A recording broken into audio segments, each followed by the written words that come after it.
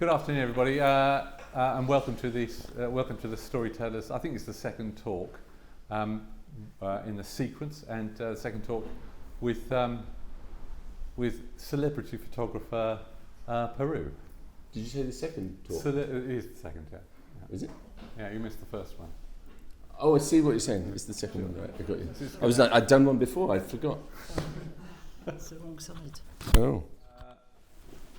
I should introduce this with an apology. An apology is that I know nothing about photography, nor do I know anything about celebrity, which is it's going to be difficult because nothing to ask Perou. We share nothing really in terms of art. We both live in Faversham. Apart from we live in Faversham. So I'm going to open it with the most important questions, which is. What's your favourite colour? Black, which actually isn't a colour, is it? It's a shade, but yeah. From the Morrissey, I wear black on the outside because black is how I feel on the inside. Do you feel black on the inside? Not anymore, no. In fact, since I met my wife, when I met my wife, Lucy, sitting at the back there, I only used to wear black or white. Right. And she forced me into wearing colour. She brought me a pair of blue jeans once, and I was so offended. We almost that was it. It was over, and actually over the years I've sort of started embracing colour more in my clothing palette. Well, as I've become happier as an individual. Yeah. Yeah. I know when I photographed Professor Gunther von Hagens, aka Dr. Death, the guy that does all the plastination of. Oh yeah, things. him. Yeah. I photographed him once for a Christmas cover of Time Out, and I did Rudolph the Red-Nosed Reindeer, and it was kind of bloody nose because he was doing an autopsy on it and turning it into a thing. It was like absolutely disgusting. But he wears a fedora, and apparently all morticians wear fedoras. It's a thing that they should all wear. Really? Black fedoras, yeah. But this is a Homburg. Yeah. Yeah. And I'm not a mortician, and I'm not Dr. Death. The one takeaway from that was that you can only sense change of smell. You can't sense constant smell. So when you walk into his sort of, not abattoir, his place room. of autopsy, you can really smell the formaldehyde, and it's like quite gagging. But then after a few minutes, you don't notice it.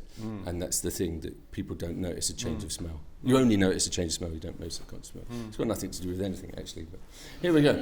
This talk might be a bit of a ramble. So far we've gone through a few things. No. I've photographed a lot of people. I've been sort of shooting as a photographer for 25 years, 26 years. And I've shot like loads and loads of people in that time. What percentage of those people would be regarded as public figures or celebrities? Professionally, most of them, well, a lot of them professionally are celebrities and public figures, politicians, sports stars, musicians, and so on and so forth. But sort of, that's quite boring in some regards. It's okay, but that's my day job. And then in my sort of personal sort of work, I'm photographing every day and photographing everything around me, and then doing things like this piece for this show. A mutual friend of ours was saying that he was talking about your work, and he was saying that the thing with your work is that you know whatever it is, it's yours, which I think is an interesting. Yeah, so it's quite difficult for art directors because my work's all over the shop. So my last book was on Marilyn Manson, 21 years of pictures of Marilyn Manson. Oh, in fact, my last book was pictures of empty underpasses at night. And then the book before that was Marilyn Manson. The book before that was self-portraits of me as a clown. So art directors find it very difficult because it's all over the shop. My work is like completely disparate. And they like to just see the same thing over and over again.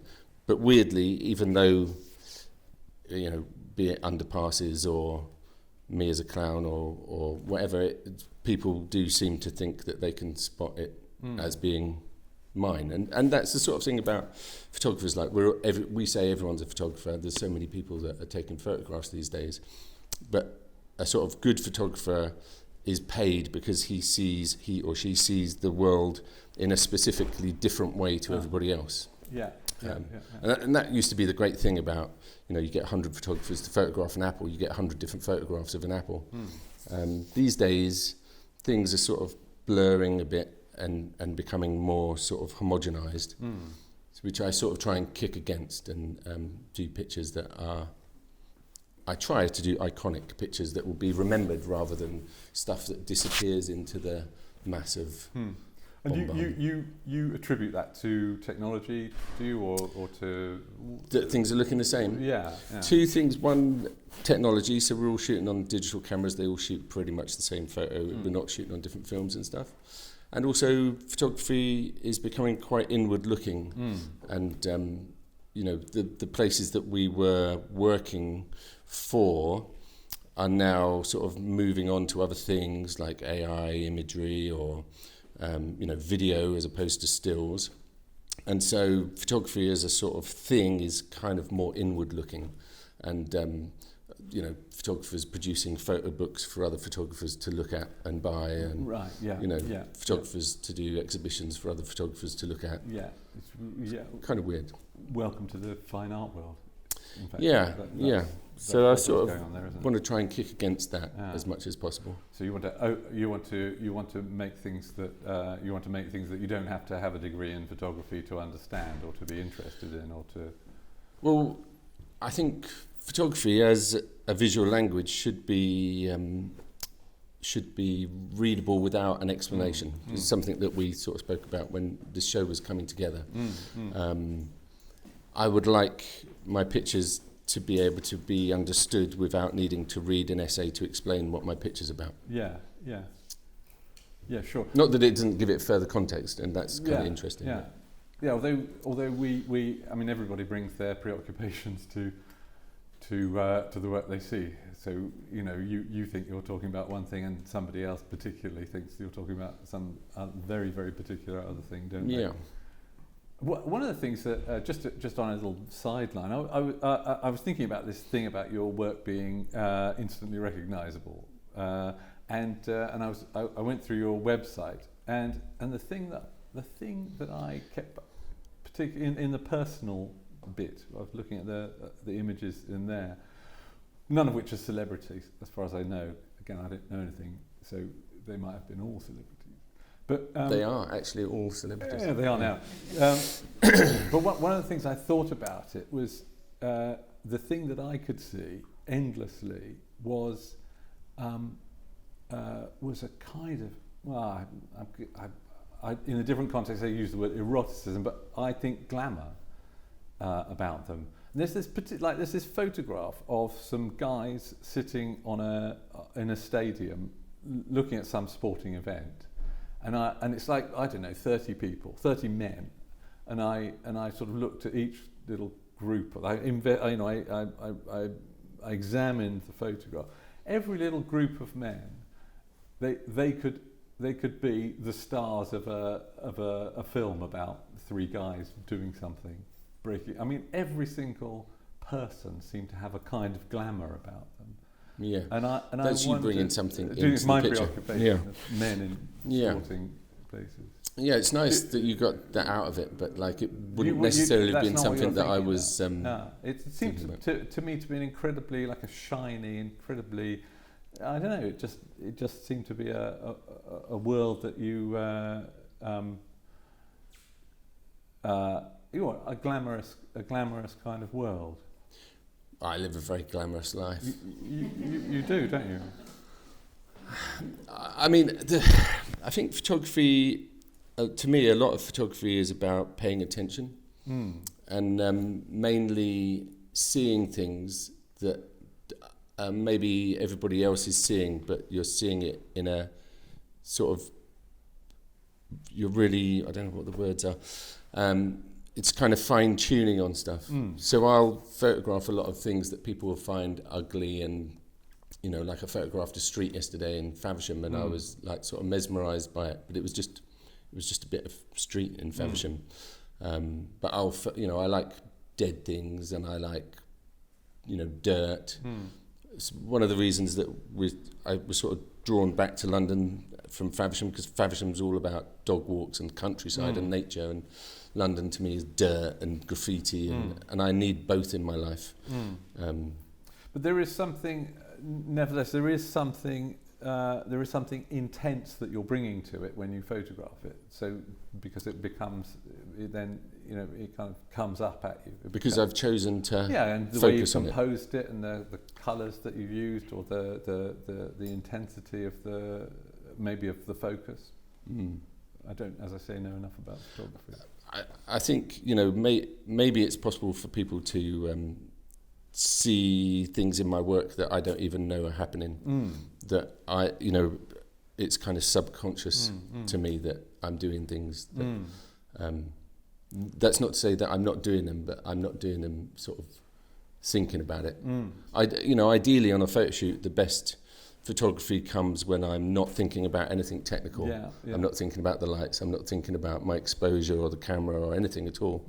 And, you know, the easiest way to take photographs is in daylight, because you don't have to think about anything else. And you can just sort of focus on what's going on in the frame and between the sort of interaction with the people.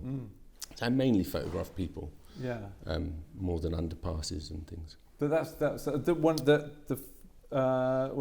first time I came across you, you were giving a talk about your Ukrainian things, and you talked about moving.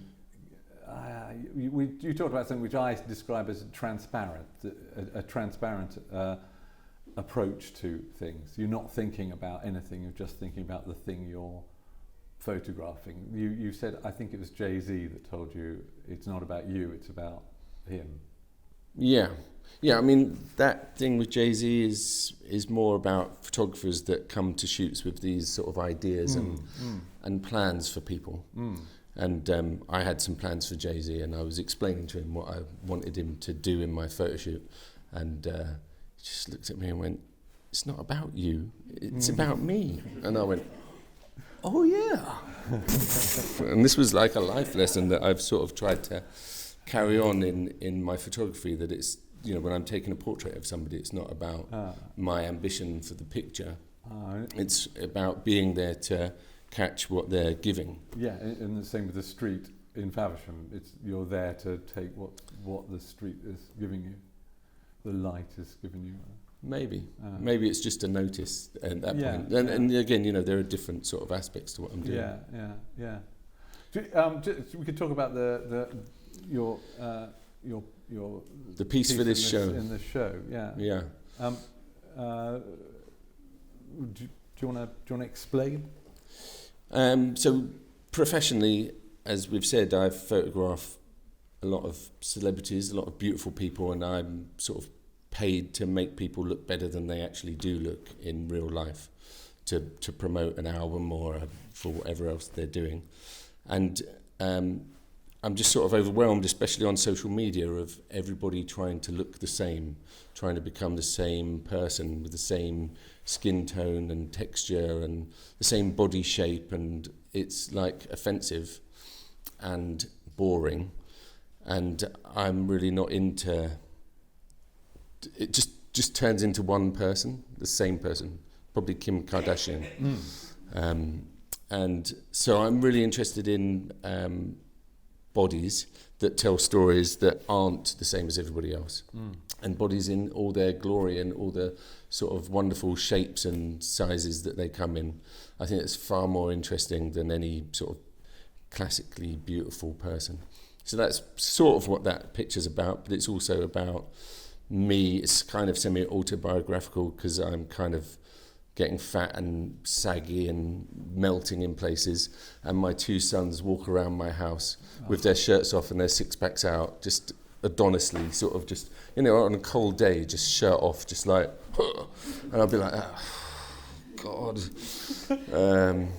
Not that I was ever like that once, but, you know, it's kind of depressing, so I think maybe we should celebrate fat old people like me. To some extent, you know, but I'm very much interested in doing the opposite. Always in doing the opposite. So if everybody's doing this, trying to make young people look more young and more beautiful and more skinny, then I will always go the exact opposite. I'll always do the opposite. You've definitely given him a grandeur, though, haven't you? I mean, I would say there's a sort of grandeur about him. I mean, we'll talk about scale in a minute, but the way, the way he stands, he's quite self-confident. He doesn't have any. He's statuesque. He's shot from the floor.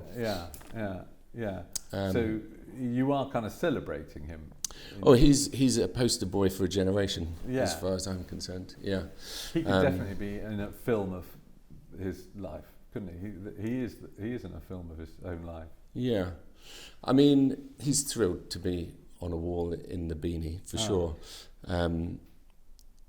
It's not a documentary piece. He's coming to this as a employed actor to realise a very bad line drawing that I will have written at 3 a.m. When I have my best ideas. Yeah, right. So there's a fully formed image or a half a formed image? No, it's almost exactly the same as my line drawing. Often the pictures that I shoot for myself have been drawn as really bad stick people. Right. But they're almost exactly the same. If you can imagine a stick person being a real person. Yeah. So the thing, the ideal, the thing in your mind, is the thing that eventually pops out, as a print. That wasn't. There's no sort of development or working of a picture. That was drawn. That was exactly as I saw it in my head. So that's. I've got to that point after sort of many years. When I first started, I would draw things and see things in my head and not have technical skills to make them happen, and they would look different, and I'd go, "Oh, that's kind of interesting." Oh, okay, yeah. But now, what I see in my head comes out as a photograph. Yeah.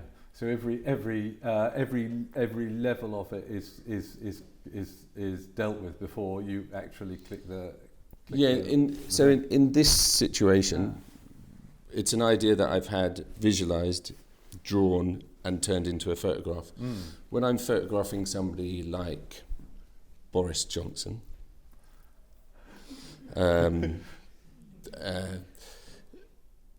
will go with no preconceived ideas. Yeah. There will be no drawings, there'll be nothing. Then that's when sort of you allow magic to happen and you sort of bounce off each other, and that's sort of a collaborative process. Whereas this sort of thing isn't collaborative. This is just me being a dictator. One of the interesting things about that, which I know will make you laugh. I hope it does. Was the private view. I was talking to somebody also from Faversham who I didn't manage to introduce you to, but she said, "That's a great photograph. I love that photograph." She said, "It shouldn't be here though. It should be on the side of his house, looking across at the co-op." Yes, and in fact, it was almost destined to be on the side of our house, because when I put the picture in, I didn't hear back from Natalie for a few days, and I thought she didn't like it, and so me and Lucy both agreed that the side of our house was going to be a better place for it. And I was going to leave it as a gift to Faversham. And so, sadly, the beanie's walls were only 3.5 meters high, but we would have printed it a lot bigger if we had had that opportunity. Yeah, because that's the other thing, isn't it? That is. I'm constantly thinking about the difference between painting and photography because of it being it's image-making technologies. And the thing with photography is that it is painting has an aura of the thing. You even if you've seen photographs of Guernica, you want to see the actual painting, and then the time comes and you see the painting, and it is either a disappointment or whatever. But it's a different experience from seeing it in the. What you do is an experience. It is the same experience, or it's theoretically the same experience, isn't it? It will go into a magazine and be reproduced 100,000 times. It'll be on a billboard or whatever. So it's almost like the image that you've thought of in your head you've done a little stick drawing of, and it's exactly the same. It will be the same every time you see it. And it'll be the same every time you see it. So from your head to, Sometimes I'll do a different version. Like if I'm in a dark mood, I'll do a dark print, for example. But essentially, it's not going to change dramatically. It's reproducible as much as I want it to be, limited to however many I can sell. Sure. So you're within the constraints of your sort of society. That's how it works. So that, as a photographer, you're that's the sort of that's the bottom line with photography. What is? You bashing out images, bashing it out. Head you make it sound like it's not as important as art. I try and avoid bashing it out as a terminology for what I do. People used to say to people like years ago that I just press a button for a living. And now people think that's all photography is. I go around saying to people, there's more to it than just pressing the button, almost pleading. But we're, as I was saying to Natalie, that I'm a commercial artist. I don't see myself as an artist. I see myself as a commercial artist, mainly because I get paid in real time to do what I'm doing. And I'm not waiting to be discovered posthumously. What your photography does, it engages with a world that's already sort of in existence, and your role in it is sort of sometimes. So like we're saying, sometimes I'm seeing what's there and focusing on it, and sometimes I'm making it. So for example, like this piece with John, it's not a documentary piece. It's a figment of my imagination. It's a fiction, but I'm making it to try and provoke some conversation into something. So it isn't. There are two sort of sides to it, at least two sides to it, where some is conceived and some is just found, I guess. So when you started thinking of, you must have. How did you? Did you go to college to be a photographer? Did you think I'm going to be a photographer, or did you start? How did that go? Yes, I went to college. I did photography, and I did a degree in photography. Why did you do that? I mean, why did you? Were you somebody I didn't know who what did else to do. Right. Okay. Yeah, I was going to be a long distance lorry driver, or maybe a Christian missionary. Working why for would operation. You be a Christian missionary? I was raised up as a born-again Christian. Were you? Yes, I was. Yeah.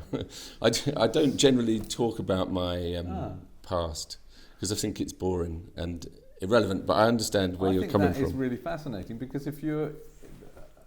Okay, I'm just going to use my own preconceptions of what being a born-again Christian is like, or is about. Were you one? No. So I have no idea, but my preconceptions would be that an interest in what I would call the pop culture, or the popular culture of the everyday, would not be high on the agenda for somebody brought up in that. No, and I come from a very small village in Sussex as well, so popular culture wasn't really considered. I mean, maybe, we'd watch TV and stuff, but we wouldn't be thinking about becoming artists or being in media and stuff. But, I'm not, I'm the black sheep of the family.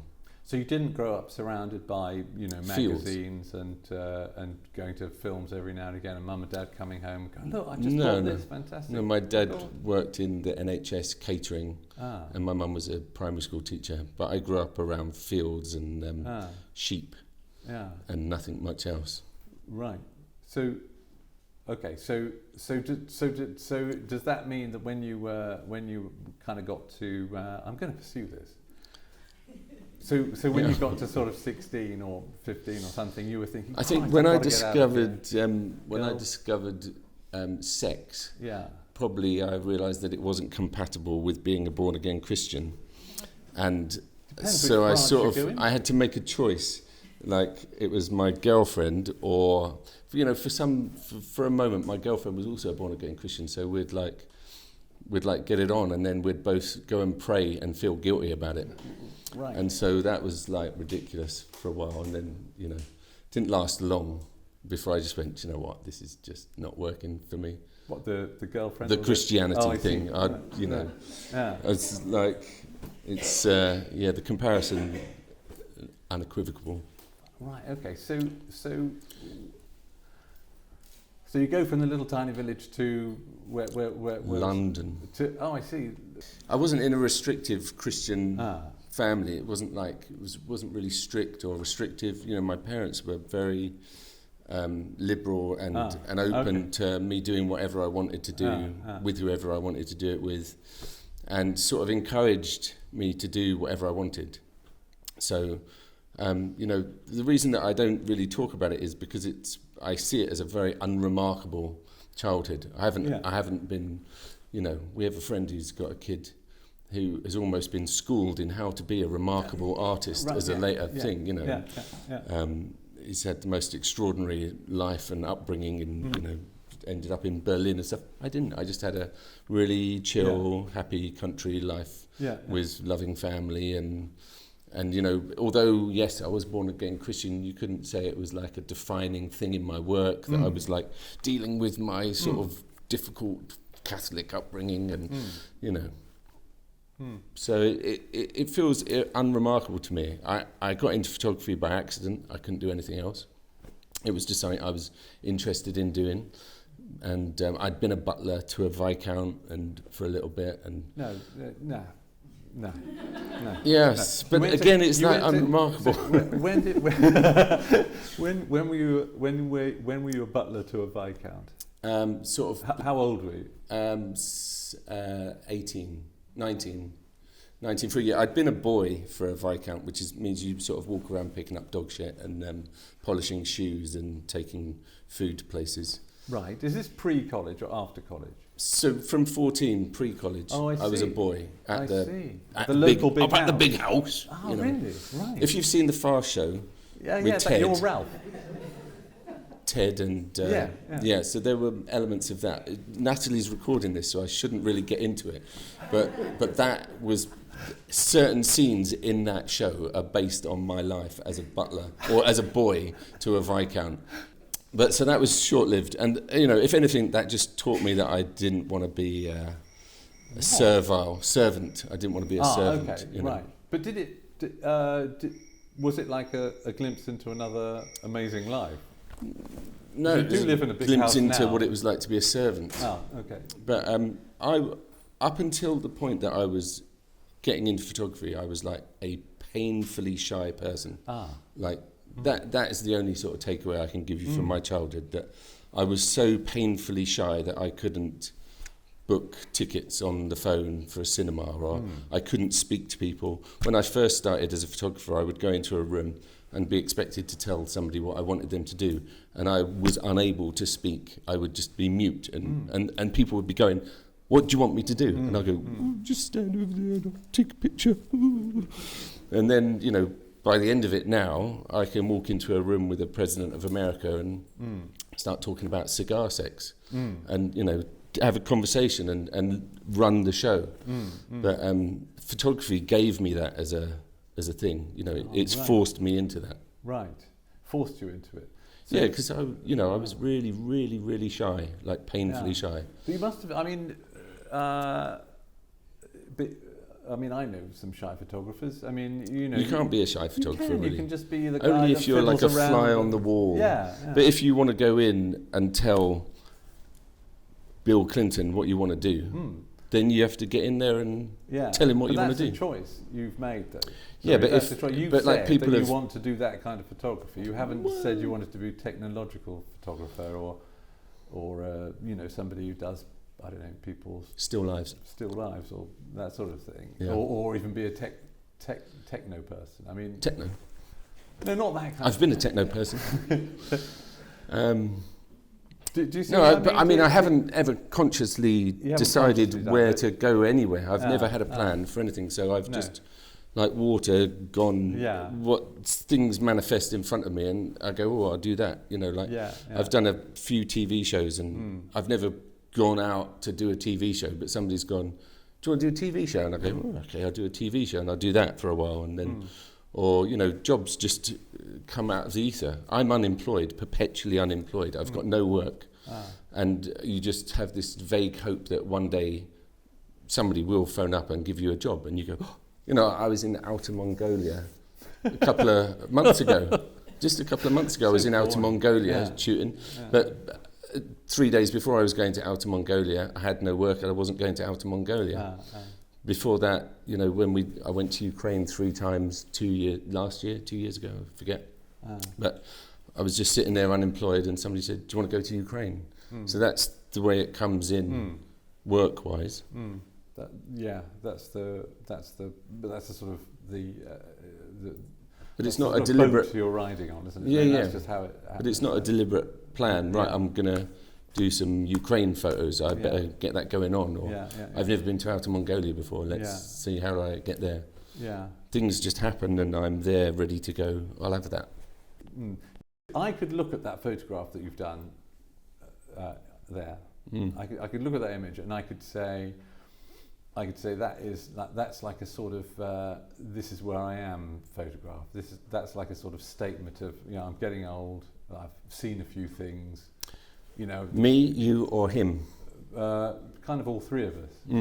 And it's like a sort of it's like you're taking stock. It's an image of somebody taking stock. I think you actually an image of somebody taking stock. Here I am. I'm getting on. The glamour's sort of wearing off a bit. Ooh. But me, you saying? Yeah, it's you. I could. Well, you did say that it was an autobiographical. Yeah. You did say it's a sort of self-portrait.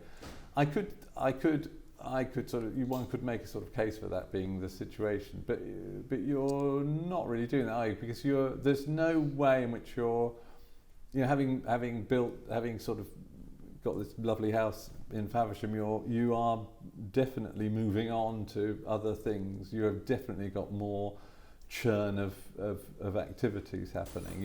It's not a swan song. Yeah. No. Yeah. No. You know, there's no stopping. You know, it's. I'm compelled to make things. I define as Perou the photographer. So if I don't take photographs, then I get confused about who I am, because I'm not Perou the photographer if I'm not taking photographs. Yeah. So I take photographs every day just to make sure that I'm Perou the photographer still. And hopefully, you know, one of my hero photographers, Helmut Newton, died. I think he died at 86. He'd just done a photo shoot, had dinner at the Chateau Marmont, had a heart attack driving home with his wife, hit a wall, died. Perfect. Great way to go. You know, would like wife to. Wearing a seatbelt? She survived. Yeah, Alice Springs. But that would be ideal for me to you know just keep going till I can't. Yeah. That's a really good moment to stop. To stop. Okay, good. Yeah. Do you have any questions? What's your favourite colour? Spirit animal. Oh, it's almost now definitely a white heart. That's a pub. That's a pub. It is a pub, but we are very lucky to have recently acquired some ancient woodland, and we have a white hart that lives in that ancient woodland, and it's like the most incredible thing I've ever seen in my whole life. It's actually shockingly amazing. You say about the magic or meeting people and what have you. Do you ever have times where you have trouble with that sort of thing? Yes, very much. I'm in the process of writing a book about shoots, things that have happened on shoots. It's not a book about me and my life. It's a book about what happened on shoots with various people. And there are 6 people that I've had bad experiences with, who will all be mentioned in the book. Belinda and Lucy. There are certain times where things go really dramatically wrong immediately. Do you have So there's a guy called Mick Hucknall who is the lead singer of Simply Red, and I'd recently had a very bad experience with a band called Ocean Colour Scene, and the singer and the drummer are great, but the two guitarists are complete tossers. And I was travelling to Paris to photograph Mick with his PR, and I was explaining this tale of how bad Ocean Colour Scene are and how I would never deal with anything like that again, and how I just required a level of politeness, basic human courtesy, or I would put down my camera and I would walk away. She said, "Oh yeah, Mick's lovely. He won't ever do anything like that." So, okay, cool. And the art director of the magazine was there, and he said, "You know, Mick's bringing a range of suits with him. We want him to wear a dark suit for the cover." And so I said, "Okay." PR said to me, "Just treat him like a normal person. He's like really down, he's really cool." I said, "Okay." So Mick turned up, and I said, "Hi, I'm Perou, the photographer." He said, "Oh, hi, I'm Mick." I said, "Hi." I said, "I understand you've got a range of suits with you." He said, "Yes, I have." I said, "Have you got a dark suit?" He said, "Yes, I have." I said, "Great, you change into the dark suit, I'll finish setting up the lights. We'll start with the cover, we'll do that first." He goes, "Okay."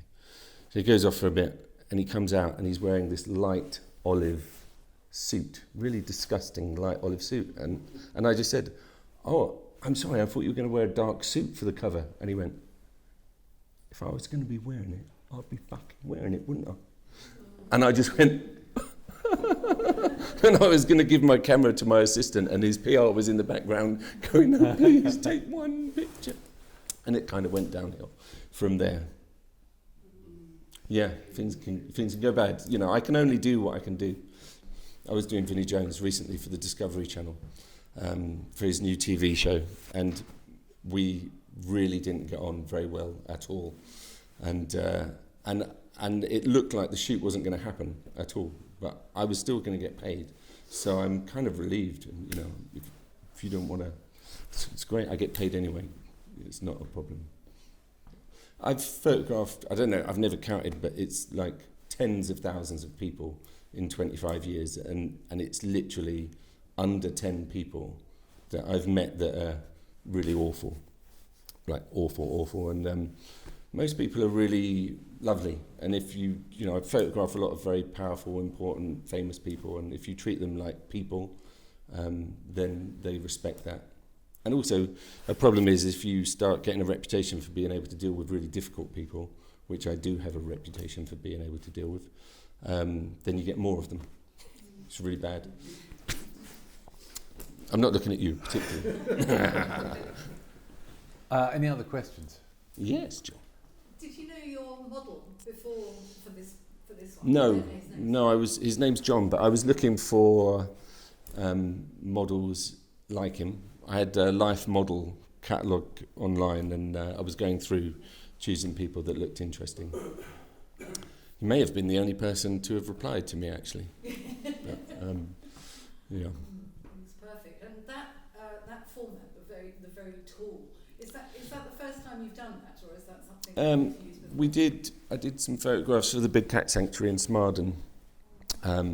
We set up a studio inside the lion's den and photographed live tigers and lions and cheetahs, jaguars, and Andy from Press On, who printed that picture, printed that show, and they was kind of 2 meters by 2 meters in London Bridge for a while. So I'm really interested in large format. Yeah. And it's so monolithic. It reminds me, this is probably going to sound really ridiculous, but it reminded me of Stonehenge. There's something powerful about it in the way that there is about Stonehenge, and I know they're very, very different. I think he'd love that. John would like to be considered like a lump of Stonehenge. Yeah. It's interesting the way that you talk about your day job and how things you do in your private work are kind of resistance to that and opposite to that. Do you think you'll get to a point, do you need them both, or do you think you'll get to a point where... Well, that's a very good question. I mean, something that I've been discussing recently is that the zen for a photographer like me would be to be able to commission myself to do the pictures that I want to do, so that I don't have to go and photograph Vinnie Jones for the Discovery Channel and have to put up with his shit, and so on and so on. You know, as a sort of working photographer, we do have to do what we're told. You know, we're eyes for hire, and that is kind of painful at times, dealing with the nonsense that goes with those sort of situations. But you know, who knows? Maybe one day. Freedom. Yeah, no clients would be nice. You know, no PRs. PRs are the bane of every sort of professional photographer's life. Do you not find that it's grist to the mill, that you discover things, or your things are suggested to you for other ideas during this? By PRs? No, by taking these photographs of celebrities and by what you call your paid work. Does that lead to other things? Like other things that I'm interested in photographing, ideas and stuff. I mean, maybe I always say that everything is inspiration, from the news to, you know, chocolate bars from the 1970s to music. Like literally everything that surrounds me is inspiration. So maybe in some ways, often like jobs will lead to other jobs or other opportunities and other relationships and stuff. But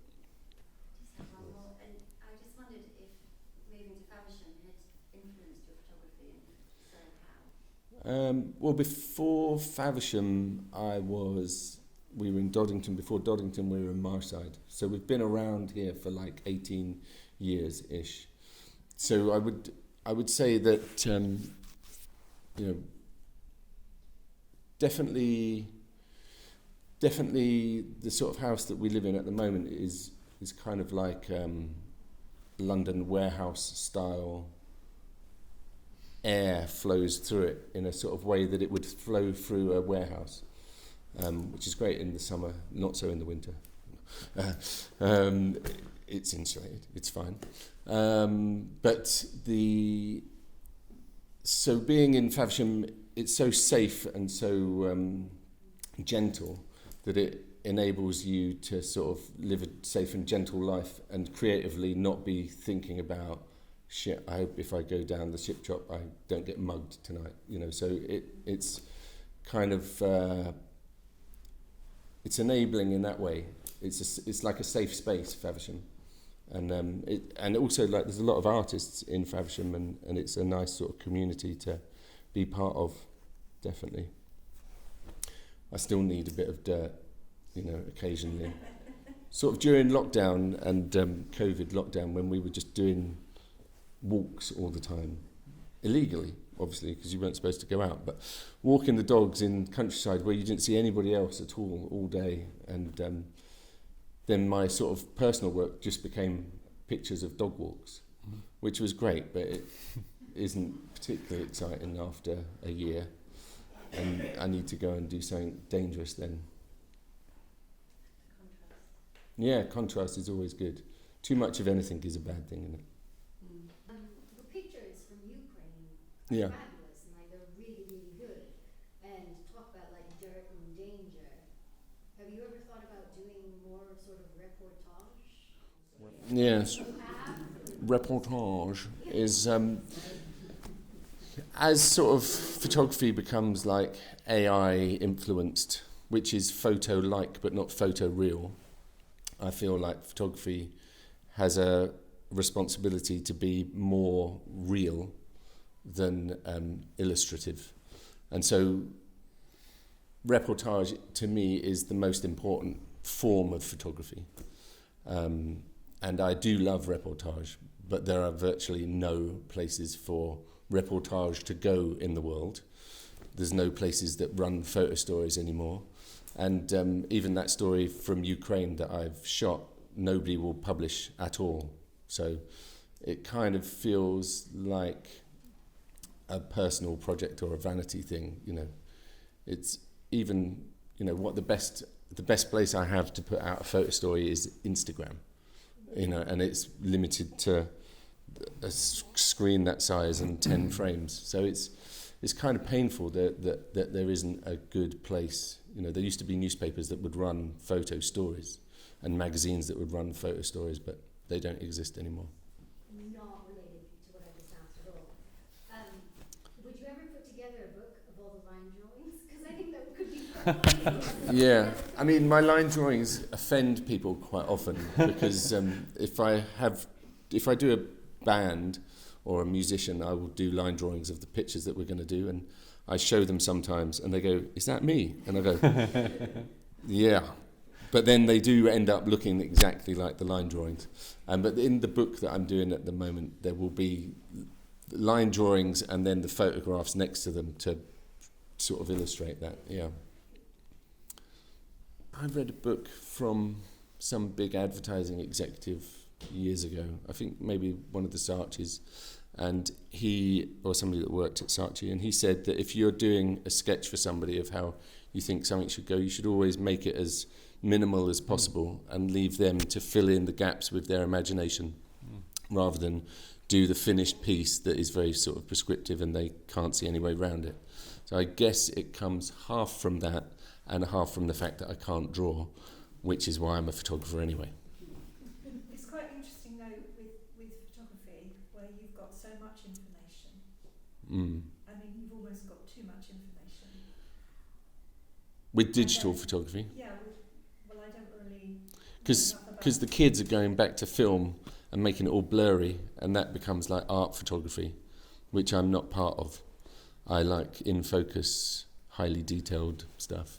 Being bombarded with images all the time, our mind probably switches off because otherwise we couldn't cope, we'd be overstimulated. Yeah. So to be in front of an image that still draws one in and Well, that is a deliberate thing. I'm deliberately trying to produce pictures that stand out from the visual bombardment of every day. Pictures that hopefully people sometimes will see a portfolio of mine if I'm going to see something and go, "Oh, you did that picture, or you did that picture." Pictures that people remember and pictures that people don't forget. Yeah, so hopefully it's... Does that make it art then? Does it make it art? I don't know. I'm a commercial artist. You'd have to ask an artist. We'd have to work that out. Yeah. Fantastic. Well, thanks very much to Thank you, Perou. George. It's just magnificent. Really good.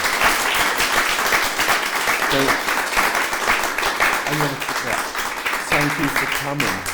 Thank you for coming.